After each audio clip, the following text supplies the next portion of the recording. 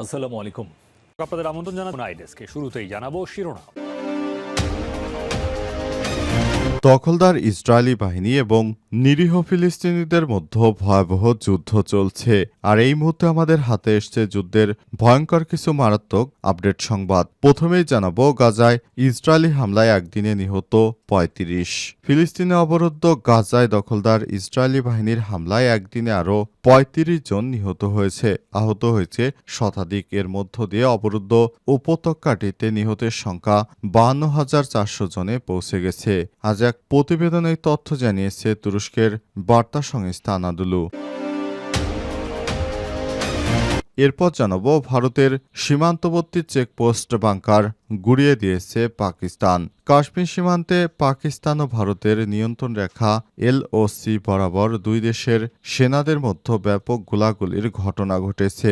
পাকিস্তানের নিরাপত্তা বাহিনীর গুলিবর্ষণে ধ্বংস হয়ে গেছে ভারতীয় সেনাবাহিনীর চেকপোস্ট এবং বাংকার। আজ দেশটির সেনাবাহিনীর বরাদ্দে তথ্য জানিয়েছে দ্য নিউজ। এদিকে পাক সিনেটরের হুঙ্কার, ভারতের অযোধ্যায় নতুন বাবরি মসজিদ বানাবে পাকিস্তান সেনারা। ভারতের উত্তরপ্রদেশে অযোধ্যায় ঐতিহাসিক বাবরি মসজিদ ভেঙে সেখানে নরেন্দ্র মোদী রাম মন্দির তৈরি করেছেন। সেই রাম মন্দির ভেঙে সেখানে পুনরায় আবার নতুন বাবরি মসজিদ বানাবে পাকিস্তান সেনারা বলে হুঙ্কার দিয়েছেন পাক সিনেটর পলাশা মোহাম্মদ জাই খান। জানাবো পূরণ হলো ট্রাম্পের চাওয়া ইউক্রেনের সঙ্গে খনিজ চুক্তি স্বাক্ষর। শেষ পর্যন্ত মার্কিন প্রেসিডেন্ট ডোনাল্ড ট্রাম্পের চাওয়া পূরণ হয়েছে। ইউক্রেনের সঙ্গে যুক্তরাষ্ট্রের খনিজ চুক্তি স্বাক্ষরিত হয়েছে। এর মাধ্যমে ইউক্রেনের নতুন খনিজ সম্পদ চুক্তিতে অগ্রাধিকারমূলক প্রবেশাধিকার এবং কিয়েভ পুনর্গঠনে বিনিয়োগ করবে মার্কিন যুক্তরাষ্ট্র। কয়েক মাসের আলোচনা শেষে ওয়াশিংটন দেশ দুটির মধ্যে এই চুক্তি স্বাক্ষরিত হয়েছে, খবর রয়টার্সের। এবং সর্বশেষ জানাবো মে দিবসে নয়াপল্টনে সমাবেশ করবে শ্রমিক দল।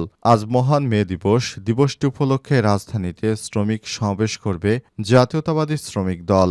বুধবার নয়াপল্টনে বিএনপির কেন্দ্রীয় কার্যালয়ে সংবাদ সম্মেলনে বিএনপির সিনিয়র যুগ্ম মহাসচিব রুহুল কবির রিজভী বিষয়টি নিশ্চিত করেছেন। জানা যায় আজ দুপুর ২টায় নয়াপল্টনে বিএনপির কেন্দ্রীয় কার্যালয়ের সামনে এই সমাবেশ অনুষ্ঠিত হচ্ছে। প্রিয় দর্শক, এতক্ষণ শুনছিলেন সংবাদ শিরোনাম, এবারে বিস্তারিত। তবে তার আগে বন্ধুরা অনুরোধ থাকবে এই সংবাদটিতে একটি লাইক দিন। এই চ্যানেলে আপনি নতুন হয়ে থাকলে আমাদের সংবাদটি দেখতে দেখতে চ্যানেলটি সাবস্ক্রাইব করে রাখুন। কমেন্ট করে বন্ধুরা আপনার মূল্যবান মতামত জানিয়ে দিন আপনি বিশ্বের কোন দেশ থেকে বা বাংলাদেশের কোন স্থান থেকে আমাদের সংবাদটি দেখছেন এবং শুনছেন। আর গাজা যুদ্ধে আপনি যদি নিরীহ ফিলিস্তিনিদের ভালোবেসে থাকেন বন্ধুরা, কমেন্টে ইয়েস লিখে বিশ্ববাসীকে জানিয়ে দিন। এবারে বিস্তারিত। গাজায় ইসরায়েলি হামলায় একদিনে নিহত ৩৫। ফিলিস্তিনে অবরুদ্ধ গাজায় দখলদার ইসরায়েলি হামলায় একদিনে আরও ৩৫ জন নিরীহ ফিলিস্তিনি নিহত হয়েছেন। আহত হয়েছেন শতাধিক। এর মধ্য দিয়ে অবরুদ্ধ গাজা উপত্যকায় নিহতের সংখ্যা ৫২,৪০০ জনে পৌঁছেছে।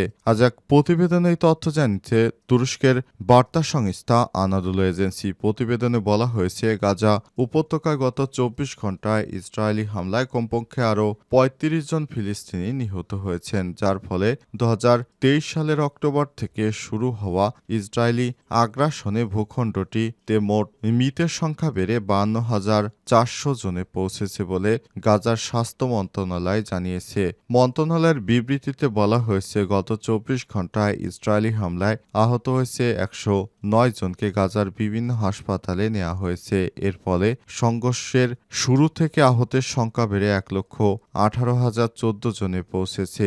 অনেকেই এখনও ধ্বংসস্তূপের নিচে এবং রাস্তায় পড়ে থাকলেও উদ্ধারকারীরা তাদের কাছে পৌঁছাতে পারেনি। ২০২৩ সালের ৭ অক্টোবর দক্ষিণ ইসরায়েলে হামলা চালিয়ে ফিলিস্তিনি প্রতিরোধ আন্দোলন হামাস এদিন তারা ১,২০০ মানুষকে হত্যা এবং প্রায় ২৫১ জনকে জিম্মি করে নিয়ে যায়। হামাসের হামলার প্রতিশোধে ওই দিন থেকেই গাজায় অভিযান শুরু করে ইসরায়েলি সেনাবাহিনী। ১৫ মাসেরও বেশি সময় ধরে টানা অভিযান চালানোর পর যুক্তরাষ্ট্রের মধ্যস্থতায় অন্যান্য দেশগুলোর চাপে ১৯শে জানুয়ারি থেকে গাজায় যুদ্ধবিরতি শুরু হয়ে গত ১.৫ বছরে উপত্যকায় মোট নিহত আহতের সংখ্যা পৌঁছে যায় ৫৩,৩০০ জন এবং ১,১৬,৪১৬ জন। এই নিহতের সংখ্যা আহতদের ৫৬% নারী ও শিশু।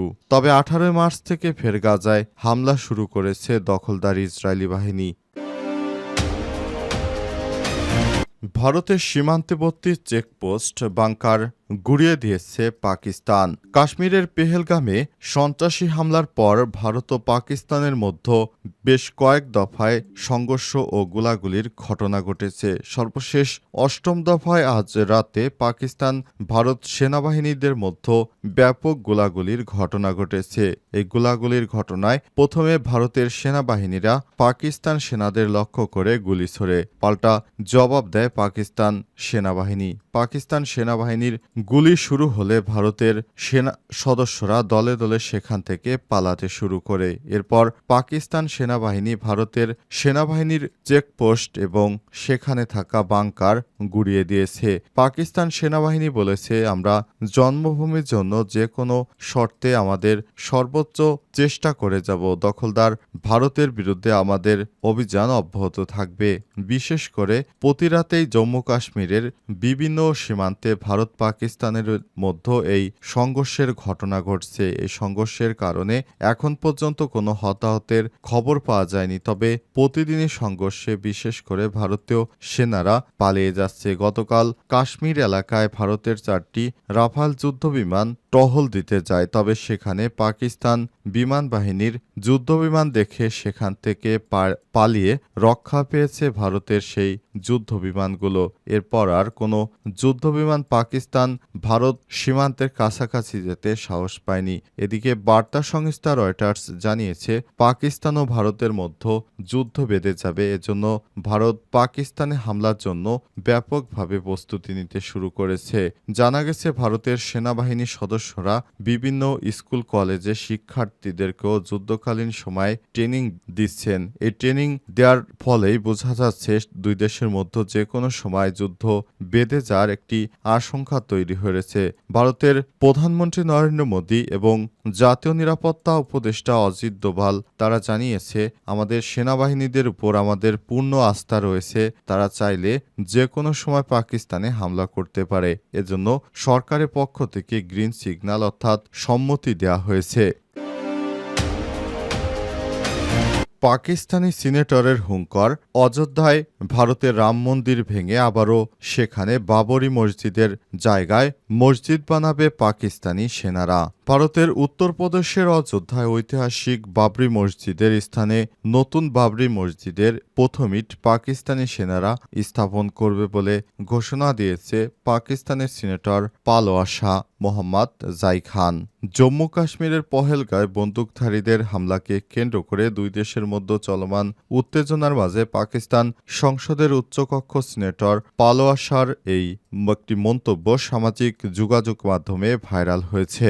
আজ পাকিস্তানের এই সিনেটর আরও বলেছেন, অযোধ্যায় নতুন বাবরি মসজিদের প্রথম ইট বসাবেন পাকিস্তান সেনাবাহিনীর সেনারা এবং প্রথম আজান দেবেন সেনাপ্রধান অসীম মনির নিজেই। তিনি আরও বলেছেন, আমরা চুরি পরে বসে নেই, আমাদের পারমাণবিক শক্তি রয়েছে, সেগুলো ভারতের দিকে তাক করা। পালোয়া শাহ আরও বলেছেন, ভারতের সঙ্গে যুদ্ধ শুরু হলে শিখ সেনারা পাকিস্তানে হামলা করবে না। তিনি বলেন, ভারতীয়রা পাকিস্তানকে হুমকি দেয়, তাদের জেনে রাখা উচিত শিখ সেনারা পাকিস্তানে হামলা করবে না, কারণ এই খালিস্তানপন্থী তাদের নেতার গুরুর নানকের ভূমি হচ্ছে পাকিস্তান।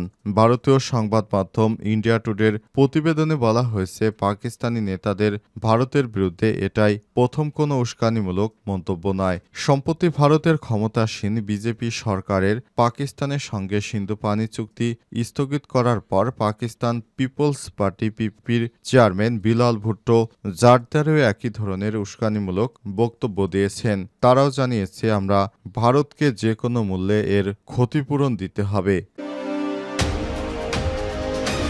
মে দিবসে নয়াপল্টনে সমাবেশ করবে শ্রমিক দল। আজ মহান মে দিবস। দিবসটি উপলক্ষে রাজধানীতে শ্রমিক সমাবেশ করবে জাতীয়তাবাদী শ্রমিক দল। বুধবার নয়াপল্টনে বিএনপির কেন্দ্রীয় কার্যালয়ে সংবাদ সম্মেলনে বিএনপির সিনিয়র যুগ্ম মহাসচিব রুহুল কবির রিজভী এই কথা জানিয়েছেন। জানা যায় আজ দুপুর 2টায় নয়াপল্টনে বিএনপির কেন্দ্রীয় কার্যালয়ের সামনে অনুষ্ঠিত হবে জাতীয়তাবাদী শ্রমিক দলের কেন্দ্রীয় সমাবেশ। রুহুল কবির রিজভী জানান, সমাবেশ এর বিষয়ে ঢাকা মেট্রোপলিটন পুলিশ ডিএমপি কে অবহিত করা হয়েছে। শ্রমিক দলের পক্ষ থেকে রাজধানীতে শ্রমিক দলের 12 দফা দাবি লিফলেট বিতরণ করা হচ্ছে। প্রচারণা চলছে, ব্যানার ফেস্টুন করা হয়েছে। শ্রমিক দলের সমাবেশে প্রধান অতিথি হিসেবে বিএনপির ভারপ্রাপ্ত চেয়ারম্যান তারেক রহমান লন্ডন থেকে ভার্চুয়ালি যুক্ত হয়ে বক্তব্য রাখবেন। এছাড়াও দলের মহাসচিব মির্জা ফখরুল ইসলাম আলমগীর, মির্জা আব্বাস, গয়েশ্বরচন্দ্র রায়, নজরুল ইসলাম খান সহ দলের সিনিয়র নেতৃত্ববৃন্দ বক্তব্য রাখবেন। ঢাকাসহ তার আশপাশের শিল্পাঞ্চল থেকে শ্রমিক